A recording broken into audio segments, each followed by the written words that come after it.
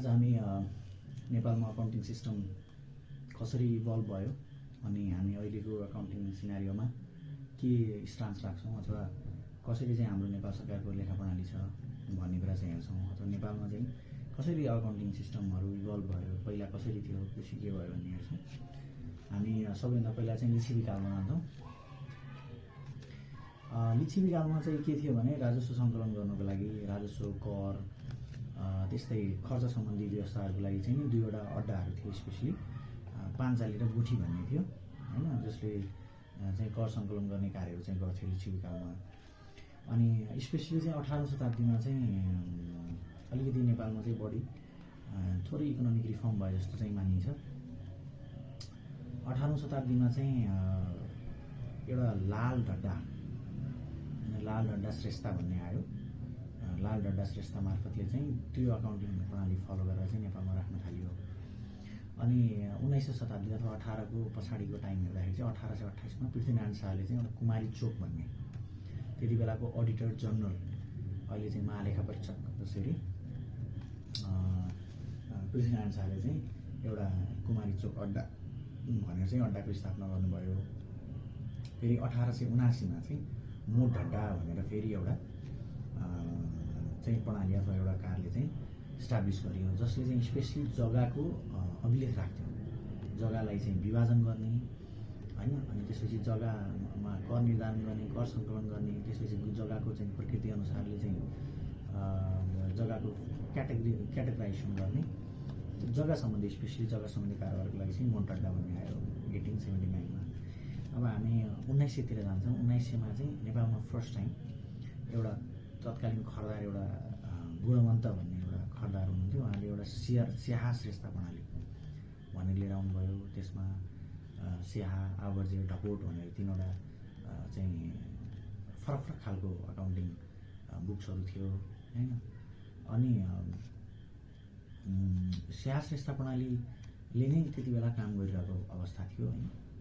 अनि 2000 तिर आउँदाखेरि चाहिँ जुन 21वीं सेन्चुरीतिर छौँ हामी, नेपालमा फर्स्ट टाइम चाहिँ बजेट ल्याउनुपर्छ भनेर 2008 माघ 21 गते चाहिँ नेपालमा पहिलोपटक चाहिँ बजेट लिएर आइयो हैन। त्यस्तै 2013 सालमा प्रथम पञ्चवर्षीय योजनाको रूपमा अथवा योजनागत विकासको रूपमा त्यसमा पनि खर्च कसरी गर्ने, एक्सपेन्डिचर के गर्ने हैन, अनि 5 वर्षपछिको एस्टिमेसन हाम्रो कस्तो हुने भनेर त्यो गरियो हैन। अनि सोही समयको अन्तरालमा चाहिँ त्यो योजना कार्यान्वयन भइरहेको परिप्रेक्ष्यमै 2016 सालमा चाहिँ पहिलोपटक नेपालमा चाहिँ राजा महेन्द्रले चाहिँ के गर्नुभयो भन्दाखेरि चाहिँ महेन्द्र राजालाई चाहिँ त्यति बेला धेरै रिफर्म गर्नुभएको राजा भनेर चिन्छौँ हामी। र महेन्द्र राजाले चाहिँ के गर्नुभयो भन्दाखेरि चाहिँ पहिला पृथ्वीनारायण शाहले कुमारी चोक भनेर गठन गरे जस्तै अहिले चाहिँ कन्स्टिट्युसनल बडीको रूपमा, संविधानमै एउटा कन्स्टिट्युसनल बडीको रूपमा राखेर पावर अफ अडिटर जनरल भनेर महालेखा परीक्षकको व्यवस्था 2016मा गर्नुभयो, जुन अहिले पनि हाल पनि संवैधानिक निकायको रूपमा रहेको छ हैन। नेपालको 13वटा संवैधानिक निकायमध्ये एक निकायको रूपमा चाहिँ अडिटर जनरल पनि महालेखा परीक्षक पनि छ हैन, जसले नेपाल सरकारका सबै सरकारी कार्यालयहरू, नेपाल प्रहरी, राष्ट्रपति कार्यालय, प्रधानमन्त्री कार्यालय, प्रदेश सरकार, सङ्घीय सरकार हैन, त्यस्तै नेपाल सरकारको अधिकांश 51% बढी स्वामित्व हुने सबै सार्वजनिक संस्थानहरूको अन्तिम लेखापरीक्षण चाहिँ महालेखा परीक्षकबाट गर्ने भन्ने कानुनी व्यवस्था अथवा संवैधानिक व्यवस्था भनेर राखेको छ हैन। अनि त्यस पछाडि अब महालेखा परीक्षकको व्यवस्था पनि भयो, तर अब नेपालमा चाहिँ श्रेष्ठ प्रणाली खासै त्यो इफेक्टिभ श्रेष्ठ प्रणाली नभइसक्दाखेरि चाहिँ के भयो त भन्दाखेरि चाहिँ 2017 साल माघको 20 गते चाहिँ नेपाल सरकारले एउटा कमिटी गठन गर्यो, जसले चाहिँ नयाँ श्रेष्ठ प्रणाली लागू गर्ने गरेर अध्ययन गर्ने भनेर एउटा कमिटी गठन गर्यो 17 माघ 20 गते। तत्कालीन समयसम्ममा 2017मा चाहिँ एउटा भुक्तानी श्रेष्ठ प्रणाली भन्ने कायम थियो।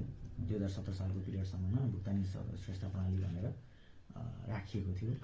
नेपालमा चाहिँ बढी गभर्मेन्ट अकाउन्टिङ चाहिँ अलि क्यास बेसिसमा हुन्छ हैन, प्राइभेट सेक्टरमा चाहिँ अक्रुअल बेसिसमा हुन्छ। कुनै चिज प्राप्ति गर्ने अवस्था रहेको या भुक्तानी गर्ने अवस्था रहेको छ भने त्यो अवस्था मात्रैलाई पनि लेखा प्रणालीको रूपमा लिन्छ, किनभने हामी गोइङ कन्सर्न प्रिन्सिपललाई फलो गर्छौँ। तर गभर्मेन्टमा चाहिँ के हुन्छ भने within a fixed fiscal year अथवा विदिन अ फिस्कल इयरमा चाहिँ how much we have earn or what cash we generated or what expenses we made भन्ने कुराहरूको चाहिँ त्यो वर्षलाई मात्रै इङ्गित गरेर अथवा त्यो टाइम पर्टिकुलर टाइम त्यो दिनमा चाहिँ हामीले यदि नगदे भुक्तानी गरिन्छ भने त्यसलाई खर्च सरह ट्रिट गरिन्छ, यदि आम्दानी प्राप्त हुन्छ भने लेखा राखिन्छ। तर प्राप्त हुनुपर्ने चिजहरू उधारो खरिद यस्तो कुराहरूलाई चाहिँ लेखामा राखिँदैन।